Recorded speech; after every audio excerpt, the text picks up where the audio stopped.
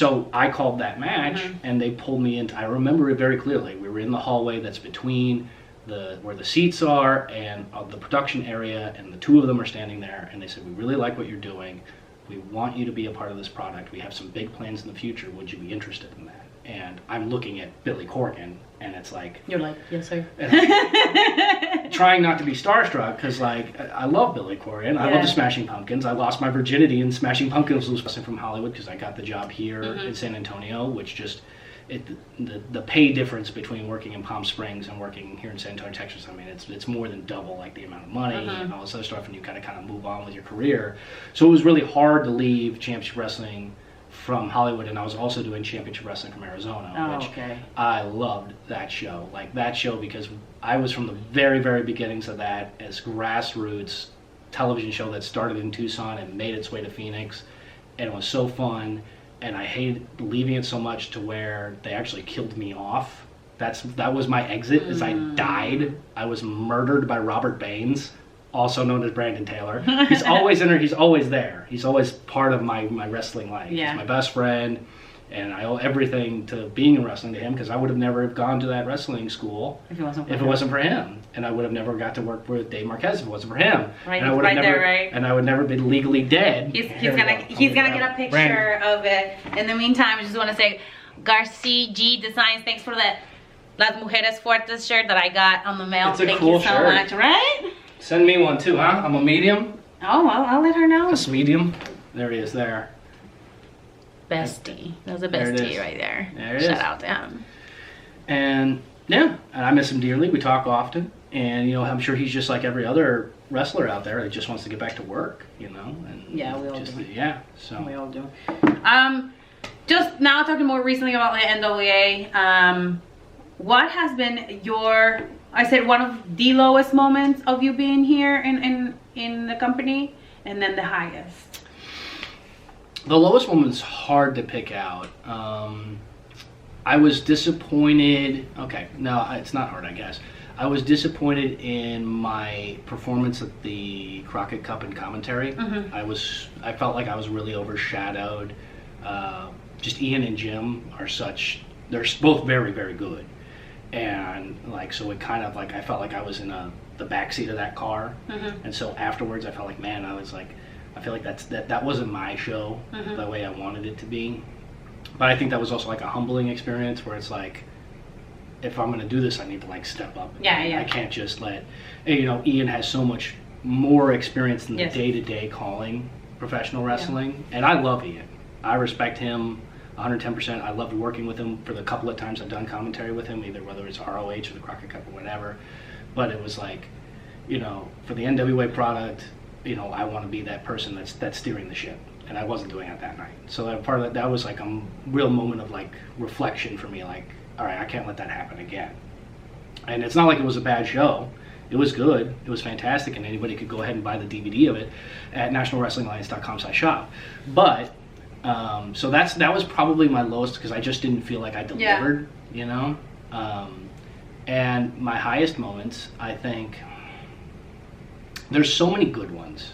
There's so many good ones. It's really hard. I'm gonna pick one. I'm just gonna say one. Or I think one of the things that you like help us a lot was when all this debacle happened a couple of like a season ago, that you came in and pretty much single-handedly like deliver a lot of stuff for the NWA. I think that really helped the brand, and that really helped establish you as a like legitimate, you know, commentator. And then when Stu came over, like, you guys have like such good chemistry. Yeah. That every single show, it's like, it's perfect, you know? It's really good. And then, you know, I had no idea how things were going to work out with Stu. Honestly, it's another one of those things where I kind of felt a little starstruck a little bit too, because, you know, it's Wade Barrett. It's Wade Barrett. It's a fucking bad news Barrett. Yes. And hi. But that quickly went away, and he's super welcoming, and he works super hard. Yes, he's not like he's just a star and he shows up and he just goes. Like, he works incredibly hard. And we did just have really good chemistry right off the bat, and I don't know how to explain it. I was a little worried too, because you never really know how these things are going to work out until like you get it. You have to jump into the pool to figure out if you can swim. And so, and there's no way to fucking do that without getting in the pool. Yeah. So like we just went in and there it was, and it worked out really well.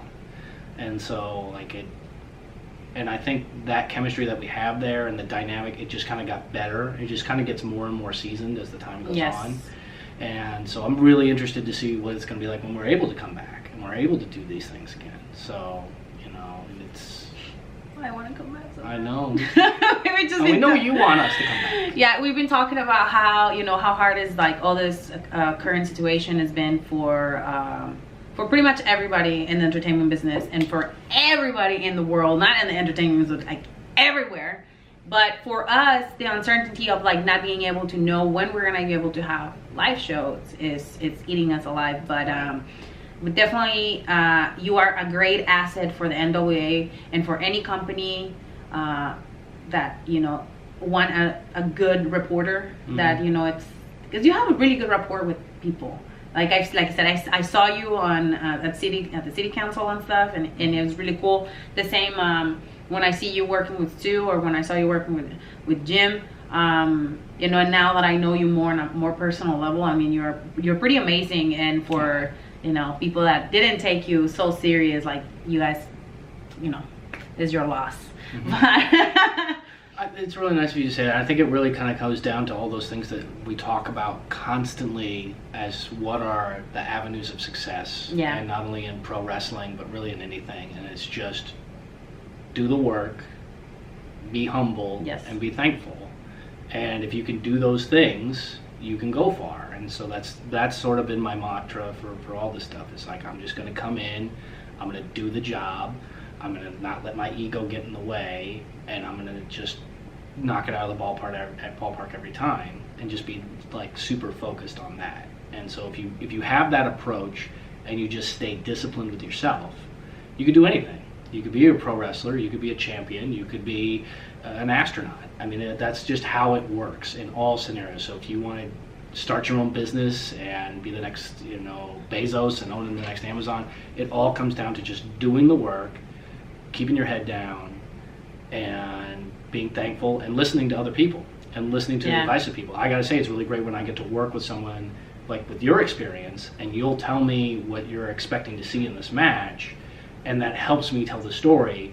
Whereas if I'm working with people who are green and they don't really know exactly how it's going to go, or like we're just going to call it, and there's not that level of communication that's there, that hurts the storytelling. So you have to be able to be there and have that communication. And so when you're working with an expert like yourself, or like anybody else that's on our NWA staff, like it's super helpful. All right, so we're gonna wrap it up pretty soon. I'm gonna make this a two-part because it's a long interview. Two parts. I get 2 parts. He gets 2 parts because it's a long interview. There's gonna be just questions about. Okay, I'm gonna ask you questions. Who's your favorite in the NWA? Thunder Rosa. Of course, he was gonna say that. She's on the couch. What am I supposed to do? She's sitting. Yeah, baby, on the couch, baby. I'm sorry, Allison. Okay, who's your least favorite person to work in the business? I'm not talking about NWA. My least favorite person to work with in the business. Who do I want to throw under the bus? Who do I hate? Who is that I'm going through a Rolodex of people, and like I can't think of anybody who's really burned me. You know what I mean? Like I can't, and I'm not trying to skate your question. And I wish that there was some person out there that I just really, really did not like working with. That's okay, you don't have to tell me. No, and I'm trying to, I want to give you an honest answer, and I'm not afraid to name names and stuff, but I think the problem is like, all disagreements that I've had with everyone have been very minimal, and other people who maybe when I was a worker, like way back in the day, working some outlaw mud show or some tiny thing in a VFW hall, like those people aren't in the business anymore. So what's the difference anyways? Like, you know, who cares? So, and I think maybe that's one of my more assets that I never really think about, is just sort of likability. Like people, I generally try to make myself likable, and it helps. It helps to just be a good. Well, sometimes. No, he's pretty likable. Let's see. I had one more question. What are your goals as a commentator for NWA? I really love our brand, and I love what we're doing. you know, not everybody, but I have had people say, like, we can't wait till we see you sitting next to Mauro Ranallo on NXT or whatever, on Main Event or SmackDown or WrestleMania and stuff like that. And all that would be great. I'm not going to tell you that you wouldn't think that that would be a great thing to be for me, but for what we have now and the product that we have, I'm so passionate about it, and I'm so passionate about the people that we work with and the people that we entertain for. And it's an entirely different breed of fan. It's not that casual person out there. These are people who are super dedicated, that come to these shows, they scream their hearts out. And you know the important part too, I don't know if you noticed, they actually know the history of NWA. They do. They're super passionate. And like, I'll get blown out of the water by some people that are like, they know the dates, they know the times, they know the match, they know the location, they know everything about it and all that. And that's super impressive to me when you can retain that kind of information, because I just can't. It's not there. There's just not enough on the hard drive space to do that. But I love this brand and I want to see it through. The first thing I think is we got to come back with power at some point, and hopefully soon as it's safe for us to do so. We'll come back with power. In the meantime, we are going to be making the light died. In the meantime, we're going to be making newer content that's different, and I want to stick with this and see where it really goes until the end. I think everybody's been so good to me, you know, and Dave and Billy and other Daves and other Billys and all these other people here that have formed this family. Like, I really do feel like this is like a family. And like, I've worked on like a bunch of other projects and stuff, and I've been with other newsrooms, and that's a place to work. That's not the NWA. The NWA is like, we care about each other, and we want to do it. And why would you ever want to leave that? So I want it to grow, and I want it to grow, and I want to grow with it, and I want to be better with it. That's the goal for me. I don't even have any more questions after this. Aww. No, it's true though. Like, the NWA is definitely, it's a family. I mean, him and I, we became really good friends because of the NWA. I mean, I know who he was, but now it's, I don't know. It's just so true. Like, I feel like they really care for us, and they really care for the fans. And even before anything happened, like, they made a decision that they want to keep the fans and the staff, you know, safe. And it's one of the things that I do appreciate, because there's other companies that, because of they want to keep making money, because they want to keep pumping stuff, you know, they're putting their stuff at risk. And that's one of the things that they would definitely always, number one priority is our safety. Right. And that's what I do appreciate from them, you know, from NWA. And all the fans are absolutely amazing. They've been on our social media commenting on stuff. Especially the stuff we've been putting out recently. Yeah. So last question. Yeah. Where do you see yourself in 5 years? I see myself, you know, with the current climate, it's hard to gauge. I was hoping that I would be able to transition away from news sooner rather than later, but this coronavirus thing has really put a delay on that, obviously. And so I see myself, and you know, things can change at a moment's notice, but I see myself continuing on to tell stories, and so and through professional wrestling, and I hope that in 5 years that is a dedicated weekly show that we have with NWA, whether it's out of the GPB studios or it's a traveling show like you see with AEW or anybody else. So I'm sticking with this brand. I'm all in. Wait, that's the wrong phrase. Sorry, but well, for this, it's okay. Whoops. But I see myself doing that, and if it means that at the same time I continue my career in broadcast journalism, then I continue my career in broadcast journalism as well. You know, and it's. I love them both. I love them both equally. I love that they're like two of my children. You don't pick, you know, if you have twins, you can't pick which twin you like better. It's just two that I support and I love, and they're just different. Well, thank you so much for letting me hold your Emmy award from 2015. I'm going to get more. It's a real one. My goal is to win one more. I just want to win one more so I could do the boomerang of me doing curls with it. Like, that's all. I can't do it with just the one where I'm just like this. Like, it has to be the alternating. So. Where can they follow you? Where can they follow you?